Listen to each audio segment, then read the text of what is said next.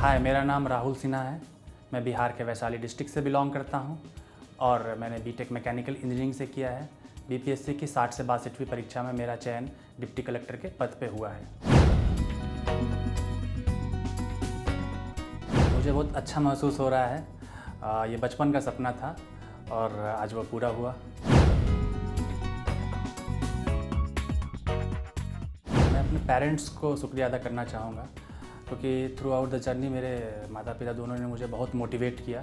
ये जो सफ़र ऐसा है कि इसमें बहुत डिमोटिवेशन और आपको डिप्रेशन होता है, लेकिन थैंक्स है कि मेरे माता पिता और मेरी वाइफ और सब ने, परिवार के भाई भैया भाभी, सब ने बहुत ज़्यादा सपोर्ट किया थ्रू आउट द जर्नी। मेरे पिताजी का नाम शैलेंद्र प्रसाद सिन्हा है। वो भारतीय स्टेट बैंक से रिटायर्ड ऑफिसर हैं। मेरे माताजी का नाम डॉक्टर इंदु सिन्हा है। मेरे भैया भाभी, उनका सॉफ्टवेयर कंपनी है और मेरी वाइफ अंकिता उर्वशी और एक छोटी बहन है अभिलाषा। मैं एक टेक्निकल ग्रेजुएट हूँ। मैंने बीटेक मैकेनिकल इंजीनियरिंग से किया है और 10वीं और 12वीं की पढ़ाई मैंने बिहार से किया है। मैं एक ऐसे राज्य से बिलोंग करता हूँ जहाँ प्रतिभाएं तो बहुत हैं, लेकिन उनको नर्चर और गाइडेंस देने वाला ज़्यादा कोई नहीं है। तो उस चीज़ से मैंने इंस्पायर हुआ कि नहीं, मैं प्रशासनिक सेवा में आऊँगा और उस चीज़ को और बढ़ावा दूँगा। एक प्रशासनिक अधिकारी की कोई भी एक प्रायोरिटी लिस्ट नहीं होती है। उसके पास होता है कि पूरे हर क्षेत्र का विकास करे, लेकिन तब भी मैं सबसे पहले एजुकेशन सेक्टर पे ध्यान देना चाहूँगा क्योंकि बिहार अभी सबसे निचले पायदान पे है एजुकेशन सेक्टर के, तो उसको बढ़ावा देना चाहूँगा। सेकंड थिंग मेरी प्रायोरिटी लिस्ट में होगी विमेन एम्पावरमेंट। बिहार में लगभग 50% पॉपुलेशन महिलाओं का है, जिनका कंट्रीब्यूशन जीडीपी में सबसे कम है। तो मैं वीमेन को एम्पावर करना चाहूँगा। इसके लिए बिहार सरकार की योजनाएं भी हैं, 35% आरक्षण, जिसको कि मैं और ज़्यादा बढ़ावा देना चाहूँगा। थर्ड थिंग है इंफ्रास्ट्रक्चर। इंफ्रास्ट्रक्चर के लिए बिहार बहुत पीछे है। बिहार के पास हर पोटेंशियल है, लेकिन इंफ्रास्ट्रक्चर नहीं होने के कारण बिहार इंडस्ट्रियल ग्रोथ में बिल्कुल निचले पायदान पे भी पाया जाता है। तो मैं इन सब चीज़ों को प्रायोरिटी लिस्ट में आगे रख के बिहार को एक उन्नत स्टेट बनाने की कोशिश करूँगा। मेरी हॉबी है डायरी राइटिंग, जो कि मैं बहुत सालों से करता आ रहा हूँ। उससे मेरा फ़ायदा ये होता है कि मैं हर दिन का रिकॉर्ड रख पाता हूँ कि मैंने आज क्या किया है, और जो भी मेरे टारगेट्स होते हैं उसको रात को सोने के समय जब मैं डायरी लिखता हूँ तो एक ट्रैक हो जाता है कि मैं आज इसमें पीछे हूँ, कल मुझे और अपने आप को अपडेट करना है। और ये मुझे आंसर राइटिंग में मुझे हेल्प किया, तो मेरी डेली लिखने की जो प्रैक्टिस थी वहाँ भी हेल्प हुआ, और मेरे प्रशासनिक कार्य में भी ये मुझे हेल्प करेगा कि मैं एक सूची रख पाऊँगा कि मुझे क्या करना है और मैं किस चीज़ में पीछे हूँ।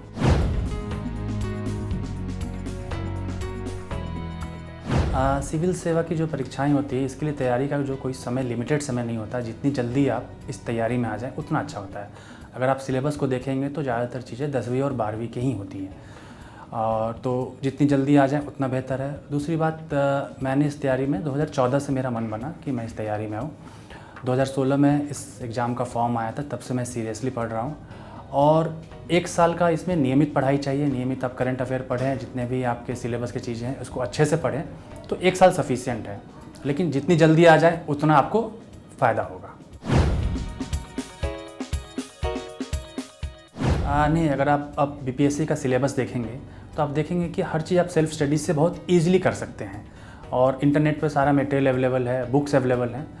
और उसके साथ अगर आपको कोई अच्छा गाइडेंस देने वाला है तो आपकी प्रिपरेशन पूरी अच्छे से हो सकती है। अगर कोई गाइडेंस देने वाला नहीं है और आप चीज़ों से बहुत कटे हुए हैं, तब आप कोचिंग ले सकते हैं। पर्सनली मैंने कोई कोचिंग नहीं लिया था, मैंने थ्रू आउट सेल्फ स्टडी किया है। इंटरनेट का मदद लिया मैंने, जागरण जोश का ही मदद लिया था मैंने इसके लिए। और मैंने एक टेस्ट सीरीज ज्वाइन किया था जो बहुत हेल्पफुल था। टेस्ट सीरीज आप ज्वाइन कर सकते हैं। और इंटरव्यू के लिए मैंने मॉक इंटरव्यूज़ दिए थे।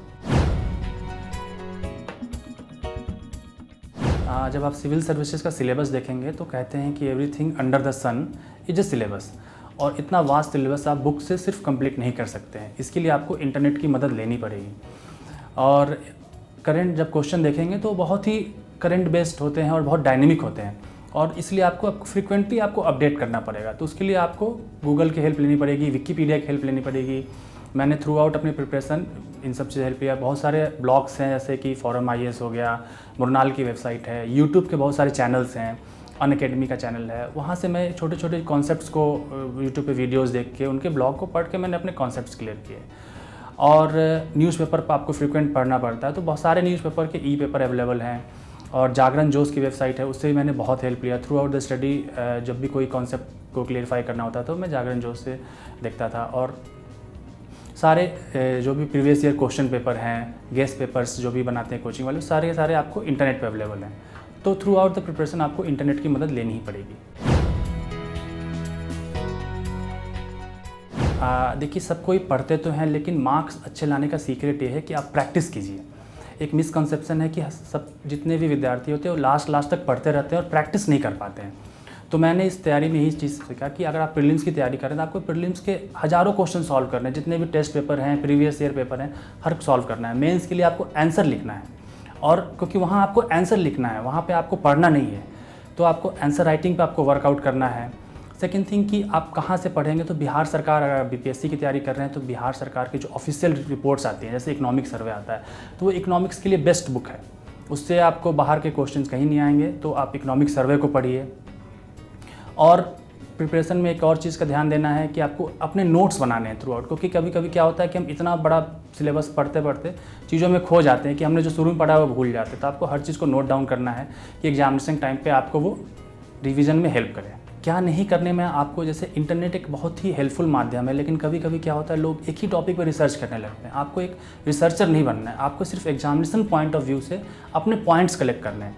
जैसे फॉर एग्जाम्पल कोई भी क्वेश्चन आता है, मौर्य आर्ट पे ही आता है, बिहार में लगभग क्वेश्चन हर बार आता है, तो आपको मौर्य आर्ट पे क्या क्या आप लिख सकते हैं कि जो आपका एग्जामिनेशन जो कॉपी चेक करा वो इम्प्रेस हो सके आपसे।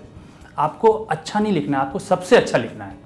तो उसके लिए आपको वो सब पॉइंट कलेक्ट करने, ये नहीं कि आप रिसर्च करने लगे, उसके यूट्यूब के वीडियोस देखने लगे, टूरिज्म के वीडियो देखने लगे, तो आपको उसमें डाइवर्ट नहीं होना है। आपको अपने पॉइंट की चीज़ें कलेक्ट करनी है और फिर आपको नेक्स्ट टॉपिक पे मूव करना है। बीपीएससी इंटरव्यू के लिए मैंने क्या किया कि मेरे बायोडाटा में जो जो पॉइंट्स है उसको मैंने नोट डाउन कर लिया, और खुद से उस पर क्या क्या प्रोबेबल क्वेश्चन बन सकते थे। जैसे मैं किस डिस्ट्रिक्ट से बिलोंग करता हूँ, मैंने कहाँ से ग्रेजुएशन किया है, उस डिस्ट्रिक्ट के बारे में जानना। मेरे पिताजी स्टेट बैंक में, तो स्टेट बैंक के बारे में जानना। मैंने मैकेनिकल इंजीनियरिंग किया तो मैकेनिकल इंजीनियरिंग के बारे में एक डिटेल। मेरी फिलॉसफी मेरा ऑप्शनल है, उसके बारे में एक डिटेल। तो मैंने ऑलमोस्ट 100 के करीब क्वेश्चन, प्रोबेबल क्वेश्चन खुद से बनाए। फिर अपने फ्रेंड्स के साथ डिस्कशन किया, ग्रुप डिस्कशन किया कि उन्होंने मुझसे सवाल पूछे, मैंने जवाब दिया उसको, और हमने इम्प्रोवाइज़ किया हर चीज़ को।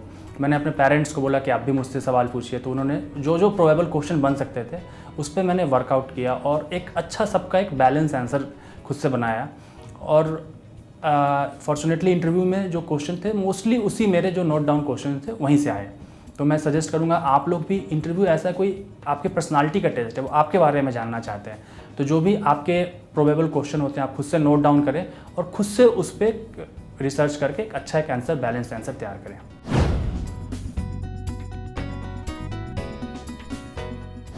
मेरा इंटरव्यू 23 नवंबर को सेकेंड शिफ्ट में हुआ था, नौशाद यूसुफ सर के बोर्ड में। लगभग आधा घंटा इंटरव्यू चला था मेरा। इंटरव्यू में टोटल 4 लोग थे, और मोस्टली जो क्वेश्चन पूछे गए थे वो मेरे प्रोफाइल से ही पूछे गए थे। जैसा कि पहला सवाल ये पूछा गया कि आपको प्रशासनिक सेवा में आने का मन क्यों है। फिर अगला सवाल था कि आप बिहार, जैसे आप बेंगलोर में रहे हो, दिल्ली में रहे हो, तो बिहार में अगर बिजली पानी की समस्या है तो आप कैसे सर्वाइव करेंगे। तो उसका मैंने एक अच्छा जवाब दिया था कि सर मैं बिहार से ही बिलोंग करता हूँ, मेरे ब्लड और फ्लेश में बिहारी है, तो ये इसमें ऐसी कोई समस्या नहीं हो कि मैं कैसे बिलोंग करूँगा, कैसे सर्वाइव करूँगा। फिर मेरे ऑप्शनल सब्जेक्ट फ़िलासफ़ी से बहुत सारे सवाल पूछे गए थे। उसमें एक फ़िलासफ़ी के एक्सपर्ट थे, जैसे कि चारवाक की फ़िलासफ़ी बताइए, आपका फेवरेट फ़िलासफ़र कौन है, शंकराचार्य क्या है। एक और इंटरेस्टिंग सवाल ये था कि आपने फ़िलासफ़ी क्यों लिया। तो मैंने उसका जवाब दिया था कि मैं एक मैकेनिकल इंजीनियर हूँ, तो टेक्निकल साइड तो ऑलरेडी पढ़ ही चुका हूँ, तो मेरा मन था कि ऐसा कोई सब्जेक्ट लो जिससे कुछ नया सीखने को मिले। और फ़िलासफ़ी मुझे बहुत इंटरेस्टिंग लगा, जैसे इसमें लॉजिक है और ये सब है, तो इसलिए मैंने फ़िलासफ़ी का ऑप्ट किया। और ये भी पूछा गया कि मैकेनिकल इंजीनियरिंग का इस्तेमाल आप कैसे करेंगे एडमिनिस्ट्रेशन में। तो मैंने उसमें बताया कि हम बिहार में एग्रीकल्चर आउटपुट बहुत कम है, तो उसको मैंने कैलिफोर्निया के मॉडल से कंपेयर किया था।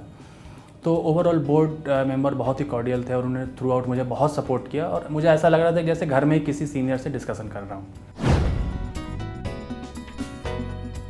हमेशा इंटरव्यू बोर्ड में आप पॉजिटिव माइंडसेट के साथ जाइए, क्योंकि वहाँ वो आपकी पर्सनालिटी को देख रहे हैं। आपके नॉलेज का टेस्ट ऑलरेडी प्रीलिम्स और मेंस में हो चुका है, तो आप जैसे हैं नेचुरल होके जाइए। कभी भी बोर्ड के सामने आप झूठ नहीं बोलिए, क्योंकि वो बहुत एक्सपीरियंस्ड लोग हैं, उन्होंने हज़ारों कैंडिडेट का इंटरव्यू लिया हुआ है, और उसको उसी बात की सैलरी मिल रही है कि वो आपके पर्सनालिटी को देखें। इसलिए आप कभी भी झूठ नहीं बोलें। और जहाँ तक नर्वसनेस की बात है, हर कोई नर्वस होता है।